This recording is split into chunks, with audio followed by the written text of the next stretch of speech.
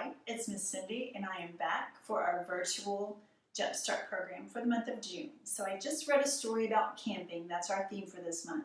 So now it's time for our art activity. This was our story, and while we were reading, we had lots of different creatures involved in this story, but fireflies were one of them.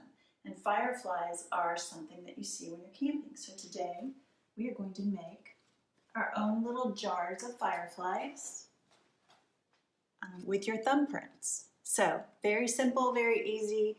And if you didn't want to make fireflies, you could make ladybugs or honeybees or any other sorts of creatures with your thumbprint and a marker.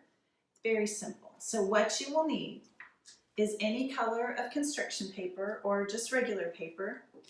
This is going to be on our website.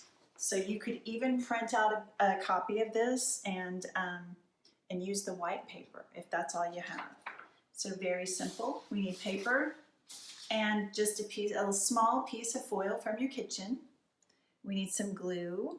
If you have watercolors, that would be great because we could use a yellow and the white, or red if you're doing ladybugs. But markers will work, crayons will work, color pencils will work, and a black marker or a Sharpie is what we need to give the little bugs a face. So let's get started. Pretty simple craft. You should have all of these items at home. So we're gonna get started. What you'll do first is you'll take the white piece of paper and you'll cut out your jar. So I have already put it on my paper and then I've traced it and then I cut it out. Now you can fit 2 jars. As you can see my cutout, there's one. You can actually put 2 jars on here on one piece of paper. So make as many as you want. So I have a blue jar just like this one that I have cut out.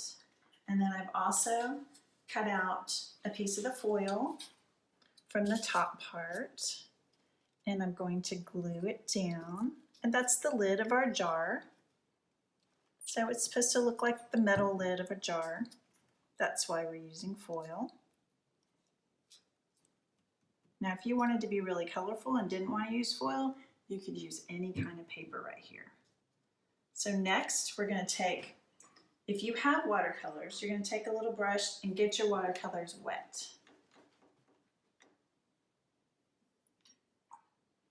So let me get my watercolors wet. Now I'm going to use my thumb. But you can use any of your fingers. You can use all of your fingers and have fun with the paint. So I'm going to put some watercolor right on my thumb, or you can dip it right in, however you want to do it.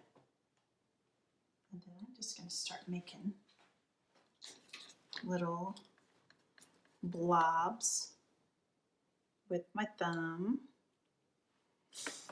So you can either do watercolor, but I'll also show you what it looks like if you do a marker. So you can just color right onto your thumb or your fingerprint there, right on the end, and it works really well. So there's a little thumbprint. And I'll do one more right there.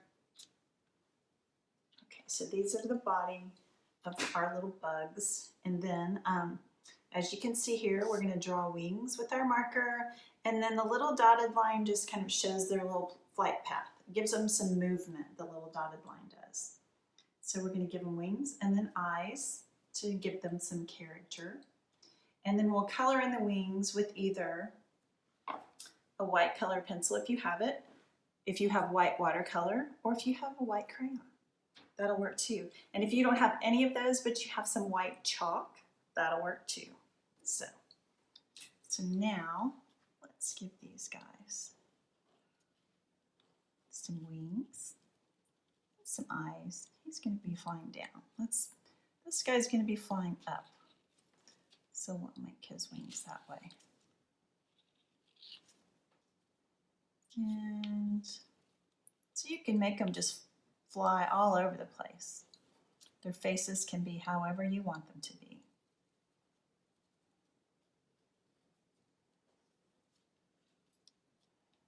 Let's see. There's that. And then the dotted line is just their little flight path. And you can make these as crazy as you want them to be. Are they super busy? This one might need to fly 2 loops. And then I'm going to try the color pencil first.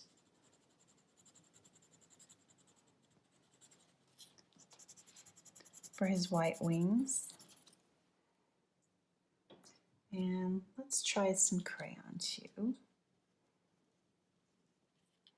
So you can pick and choose and see which material you like best. I think I like the color pencil. So I'm going to do color pencil on the rest of these.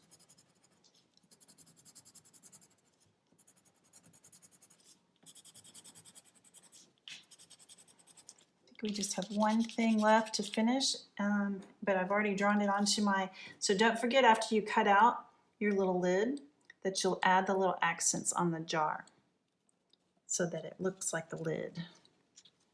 And that is it. Oh wait, I forgot the bottom, didn't I? So this kind of just shows what the bottom of your jar looks like. Gives it a little bit of dimension. And that's it. Your little jar of fireflies. Join us next month. Thank you.